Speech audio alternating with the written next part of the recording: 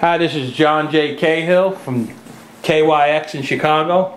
We were lucky enough to get granted the first and only interview exclusive by these two gentlemen who spent 2.5 years in the wilderness.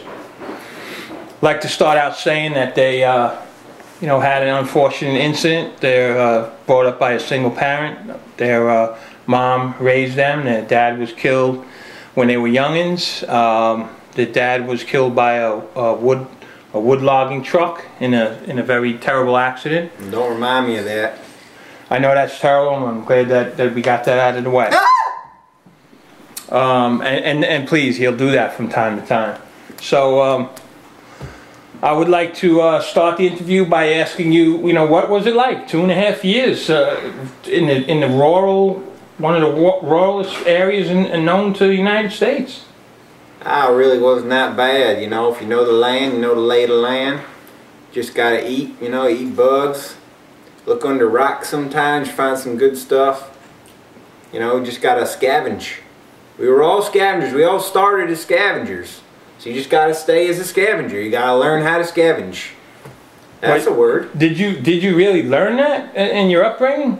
I learned everything. I was raised by my mother. If I didn't scavenge, we didn't have food. You gotta scavenge. Me and Jimmy Jack used to go and just, we used to just find food. Now, what is it that Jimmy Jack came out kind of? I know he's got some troubles. He's seen a psychiatrist and all. What is that? Can you tell me a little about the what were you saying, that porcupine incident? Oh, the porcupine incident. Just I won't go too far into it because Jimmy Jack gets a little. But we were outside and we were looking at this porcupine, and we were just like, I was right near it, and I was just like getting real close to it, and then Jimmy Jack just kind of ran, and he just, I don't know, he just went a little crazy, and I was just like, Jimmy Jack, where you going? And he just ran into the porcupine, and the porcupine just got him and stuck him, and then he fell down the hill, and he's rolling down the hill, and all of a sudden he hits another porcupine. Now the porcupine's on his back, and he's just rolling down the hill, and all of a sudden this other porcupine starts coming after them, running down the hill, and they're just going down the hill, rolling down the hill, and then he stops on the bottom of the hill, and the porcupine goes over to him, and he kissed him right on the lips. A porcupine? Porcupine. Are you sure that you really witnessed it? And I told him, I said, you just made out with a porcupine. Wow. Now, I don't understand. How did the bees get involved? Well, the bees, I mean, he's got scars all over him. Them bees, they really got to him. Yeah.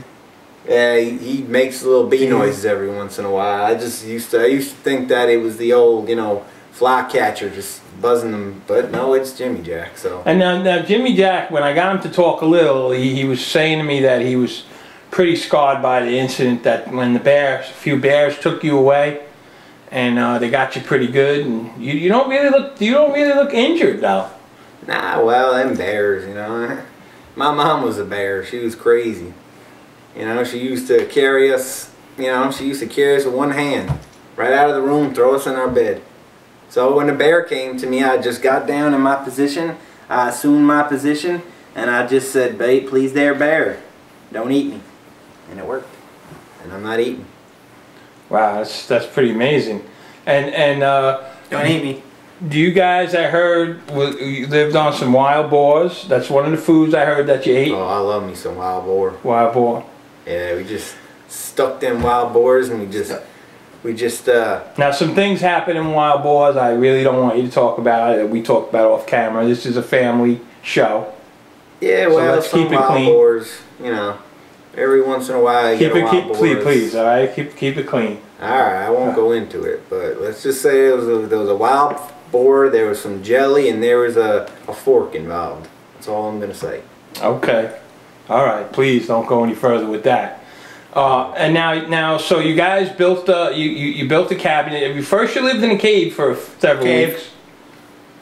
We lived in a cave. There was a bear in there. We didn't know that was in the cave, but we lived in there for a little while. He must have been hibernating, and I think your phone rang. I don't know if you want to get it. Yeah, that's okay. It's probably my wife worried for my safety at the moment. Alright, well, you're safe here. Any bears come, we got you. I got you. Yeah, I'll tell you, even coming to this to film this in your home, it was a long drive. You live on about 50 acres here. There's nothing around you. Yeah, well, we like to be secluded. We don't see like that. neighbors or nobody annoying us or. Don't like people. We don't. Now your mom wasn't able. She didn't talk. Did she just don't talk, or she wouldn't talk to me because we're a film crew? Nah, we pretty much just used to tell her stop talking, shut up, and one day she just took the advice.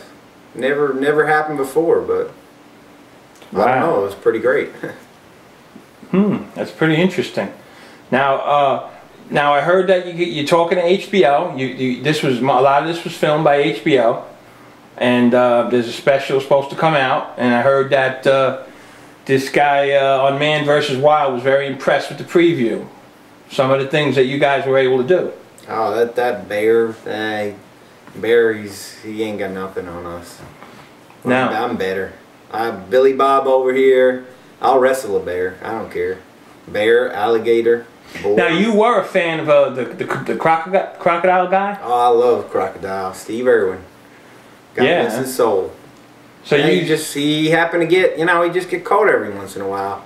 I fought bears and, I lost a couple of the fights, but I'm still here breathing. And, he just lost a fight one time, and so it's all it takes. Wow. So you actually sat there and watched the Crocodile Hunter. I sat there and watched. I used to go with them, I used to just be in the background. So you were friends with Crocodile Hunter? I was friends. We were compadres.